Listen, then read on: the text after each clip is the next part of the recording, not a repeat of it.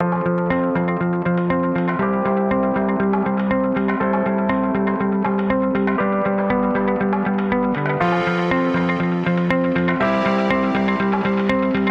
I'm most excited about is the fact that as a company we are now really putting more effort behind the men's business, because up until now, again, it's only really been women's focus. But John Idle, who's CEO of the company, and Michael Kors himself, the head of design, understand that in order for us to grow to a $7 billion business, we'll end up at $4 billion this year, we need to have a bigger men's component. So that's exciting to me, because as a company we're now investing. That happens through product, that happens through resources, but it also happens for marketing, whether it's digital marketing, print marketing. So you're going to see a much bigger footprint of Michael Kors menswear in the marketplace. So that excites me, because the customers are going to recognize that we're in the men's business. Now it's my job to make sure that the products that they discover when they come into, whether that's a brick and mortar store, our own, a wholesale customer, or online, that they find the products that they think reflect the brand, and that will excite them and ultimately bring us revenue.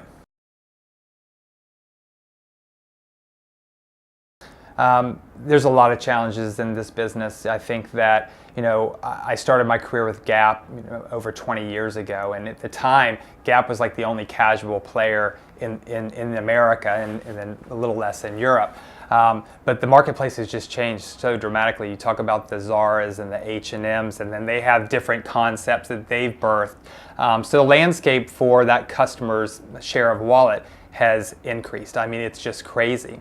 And unfortunately, because of that, those lower price points entering the marketplace, it's driven to a very promotional environment, which is very, very difficult. So in the end, the only thing you can rely on is your brand, because somebody can always find it cheaper, they can always get it faster, but what you want to make sure you protect is your brand, because that's the difference between shopping at Target and shopping at Michael Kors.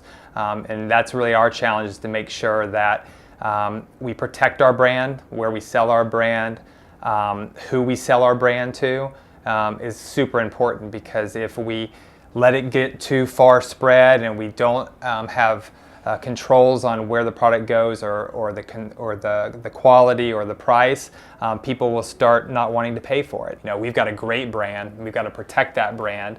We're one of the few brands that has a living, breathing designer attached to it, and we can benefit from that. And it's making sure that brand is always top of mind, because we want to do nothing to damage the brand, because if we damage it, it's a downward spiral and it happens very fast.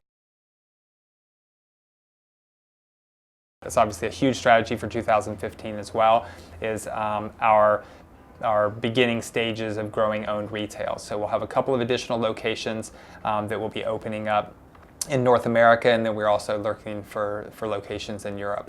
But we're going to move slowly. Again, like I said earlier, it's about getting the awareness that we're in the men's business before we push too much of our own retail. We can do a lot through marketing, we can do a lot through our wholesale partners, but we'll learn a lot more from our own retail, because we will be in control of the buy. We also just took back our website, which was a big deal. For the last 12 years, it had been run by Neiman Marcus, and very much our brand and our product offering on the site was reflective of their brick and mortar purchase. We've now taken that back in-house effective this September, so all of the buys, all of the marketing, all of the assets we have online are generated in-house now. And we're seeing great results of that, because in menswear alone, I think we probably had 30 to 35 SKUs of men's product when we were with Neiman Marcus, and that has now more than quadrupled. We have 150 styles that we're able to share with the customers online. We're doing lookbooks, we're having assets that we can then use for direct mail pieces, and we're becoming much more dynamic and getting much better insight into what our customer desires, because we have now taken that back in-house.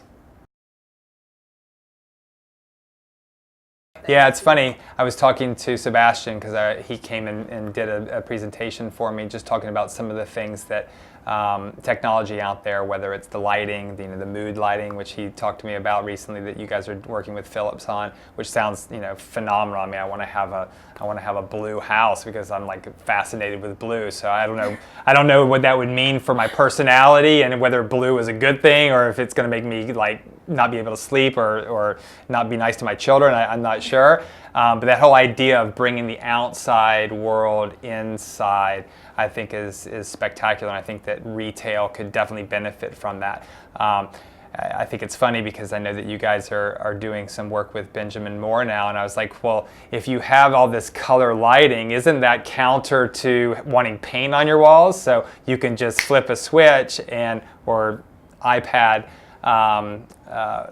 the color scheme in your home, which seems like phenomenal. But some of these like three-way mirrors or mirrors that allow you to try on different clothing, I think we are doing some testing with that in some of our retail stores. I think that our connection with consumers through digital marketing and getting feedback from them, seeing how they take that information and take it to brick and mortar. It's allowing us to understand the customer more, but technology is huge. I mean, I'm not sure what percentage of our business is being purchased through mobile devices, but it's definitely the future. I mean, I can't remember a time where my wife actually went into a physical store and bought something. It's like, the only time you need to go there is if you have to return it, but 9 times out of 10 you can return via post.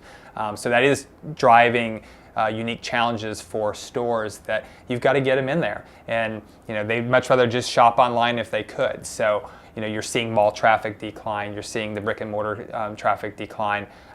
So you've got to figure out innovative ways to get people in your store. So that in-store experience, something that's very unique, is key. So if you can do special lighting, if you can do those special mirrors, there's a reason for that customer to come. And there's always going to be the customer that doesn't trust the internet and they're like, I'm not going to give my credit card, no way. But most consumers are comfortable with that, and 10 years from now, of course, they'll be comfortable.